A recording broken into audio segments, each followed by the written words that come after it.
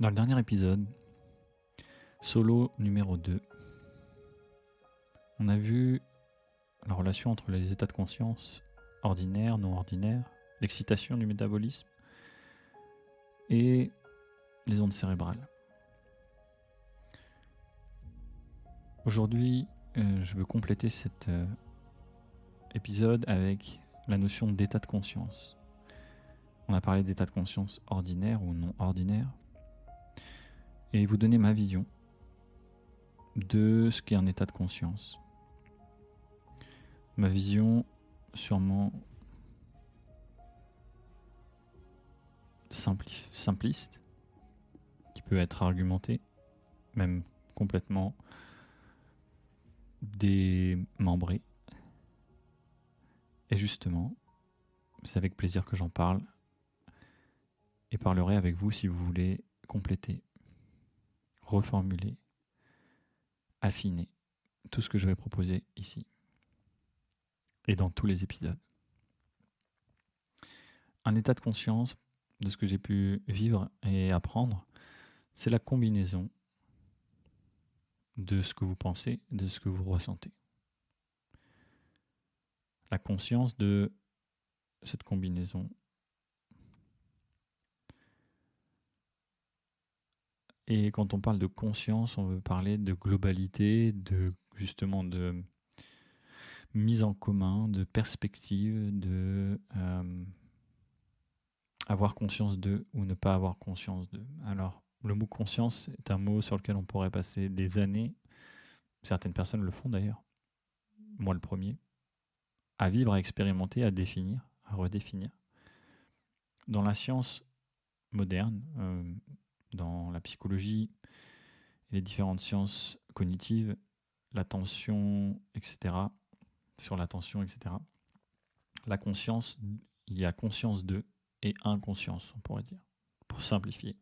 Donc j'ai conscience de, je sais que je parle, je sais que je ressens ça, je perçois cette chose, et j'ai l'inconscience. Donc l'inconscience, c'est je suis en train de dormir, je n'ai pas conscience de mon corps. Je n'ai pas conscience de quelqu'un qui passe ou d'un moustique qui, si j'avais été éveillé, m'aurait activé une pleine conscience, on pourrait dire, par exemple. En revanche, dans la spiritualité ou les différentes sciences contemplatives, la conscience déjà n'est pas la même définition chez les bouddhistes ou par exemple dans le yoga ou le Vedanta. C'est souvent le cas d'ailleurs, il y a des variations de compréhension, des variations de définition, comme dans la science. Mais il y a vraiment cette notion de conscience de soi et de conscience globale, universelle, conscience absolue. C'est-à-dire une conscience au-delà de notre conscience habituelle. Et donc on pourrait dire un peu un état de conscience au-delà de notre état de conscience habituel, donc un état non ordinaire. Que l'on vit tous chaque jour, même si dans votre mental peut-être, ou dans le mental de certaines personnes, vous avez l'impression que vous n'avez pas accès ou que ce n'est pas la vérité, eh bien vous le vivez chaque jour, quand vous dormez notamment. Mais vous pouvez totalement distinguer les différents états que vous avez. Quand vous perdez la notion du temps, par exemple, quand vous avez mal quelque part, vous faites quelque chose, une activité que vous adorez, vous n'avez plus mal pendant cette activité, vous arrêtez l'activité et d'un coup, paf, j'ai re-mal. J'ai conscience de cette douleur en fait. Et cette capacité à avoir conscience d'eux ou pas est vraiment cruciale. Parce qu'elle va nous permettre de faire cet aller-retour et de faire des moments de pause. Pause de la douleur par exemple. Et aussi de renforcer sa capacité à avoir encore plus conscience de cette douleur profondément pour la rendre de plus en plus, rendre notre réactivité et notre réaction à cette douleur de plus en plus neutre.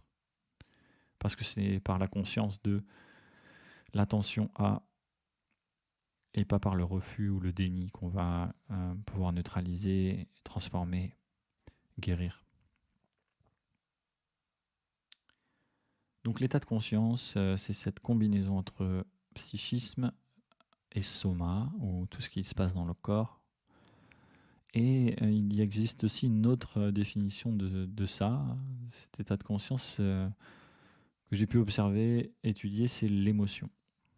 L'émotion aussi, un concept qui n'est pas évident, qui, à travers les différentes sciences, peut avoir des définitions différentes, voire contradictoires, en tout cas parfois pas vraiment complémentaires. Souvent on se demande est-ce que c'est l'émotion qui arrive avant la pensée ou la pensée qui amène l'émotion.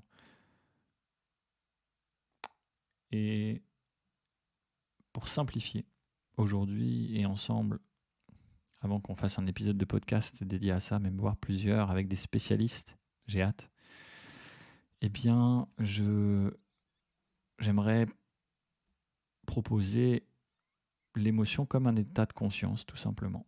Donc l'état de conscience et l'émotion auraient la même définition, puisque l'émotion semblerait quand même être l'association entre ses pensées et ses sensations. Une émotion, c'est une sensation forte. En général, elle peut être douce, mais c'est une sensation, perception des sensations du corps, donc très très liée au réseau de perception et aux hormones. Surtout aux hormones, qui vont être vraiment le marqueur. Et encore une fois, donc comme on avait les ondes cérébrales dans le cerveau pour voir un petit peu l'état de conscience dans lequel on a les hormones dans le corps, qui sont les messagers, qui sont les informations, le langage du corps, on pourrait dire. Donc le langage du corps, très très lié aux émotions, justement. Et ensuite, l'interprétation, la pensée, le concept qu'on va associer à cela, à ce moment-là, eh bien, va compléter l'émotion. Sachant qu'on peut créer une émotion, ou une sensation en tout cas, par une pensée, et vice-versa. On peut avoir une sensation ou un événement extérieur qui va créer une impulsion, qui va donner au cerveau un message, qui va activer un réseau de neurones qui est déjà présent et qui associe cette expérience à une pensée, à un concept, à une histoire, et qui va nous remettre cette histoire dans notre conscience, justement. Vraiment fascinant et au cœur de la compréhension de notre potentiel et de l'état de flow. Donc l'état de conscience, tout simplement, de manière globale, et pour comprendre toutes ces recherches et tout ce qui est vraiment important dans tout ça, pour nous, au quotidien, c'est de remettre en connexion ce qu'on sent et ce qu'on pense. Et surtout l'influence de ce qu'on pense à ce qu'on ressent et de ce qu'on ressent à ce qu'on pense. Et surtout, encore plus, non en parallèle, mais la possibilité, le potentiel généré par la synchronisation de ces deux potentiels-là, de ces deux potentiels psychiques et potentiels hormonal, corporel, et donc potentiel d'émotion. Dirigé, et souvent on entend une information qui vient à ma mémoire en parlant de ça, c'est un surfeur qui s'appelle Kelly Slater. Même si vous n'êtes pas surfeur, vous devez sûrement en avoir entendu parler.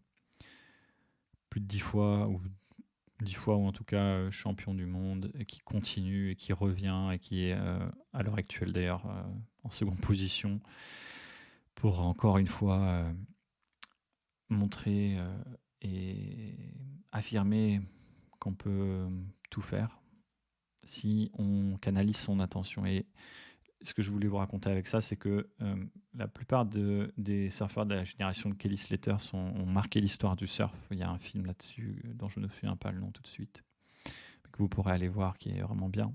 Et il y a plein d'autres choses, des livres notamment, etc.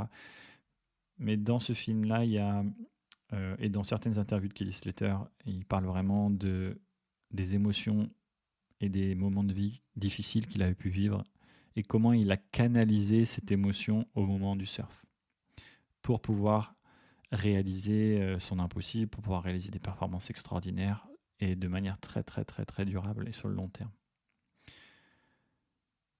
Donc la performance sportive, la performance de résultat ne fait pas tout, même si elle apporte énormément de succès dans cette société. C'est ce qu'on travaille ensemble et c'est ce qu'on voit ensemble justement, que la performance et le succès peuvent être définis de cette manière-là, mais aussi de la manière d'être. Quel être humain je suis et qu'est-ce que j'apporte au monde, qu'est-ce que j'incarne au monde comme vertu, comme valeur, en dehors de cette performance. Performance d'être humain, on pourrait dire, d'humanité en soi. Qu'est-ce que je rayonne et j'incarne dans tous les domaines. Mais en tout cas, sans savoir ce que Kelly Slater rayonne et incarne dans les autres domaines, dans ce domaine-là, il a vraiment canalisé ça. Donc, il a canalisé toute cette énergie potentielle de moments difficiles et de traumatismes, on pourrait dire, dans son activité qui lui apportait du flow, qui avait du sens pour lui à tous les niveaux et pour le coup dans beaucoup de domaines. Et c'est la possibilité qu'on a à chaque instant, c'est de voir que notre corps et nos sensations vont nous donner une information, donc on pourrait dire une émotion, qui parfois est difficile à gérer, souvent quand c'est intense, et on va pouvoir réorienter avec ses pensées et ses intentions le potentiel de cette énergie, cette émotion, emotion. J'aimais bien, je ne sais plus qui m'avait dit ça, mais cette analogie en anglais, c'est une émotion, c'est un mouvement, une énergie en mouvement. Ce qui nous donne et ce qui nous anime en tant qu'être humain, ce sont ces états de conscience, ces émotions.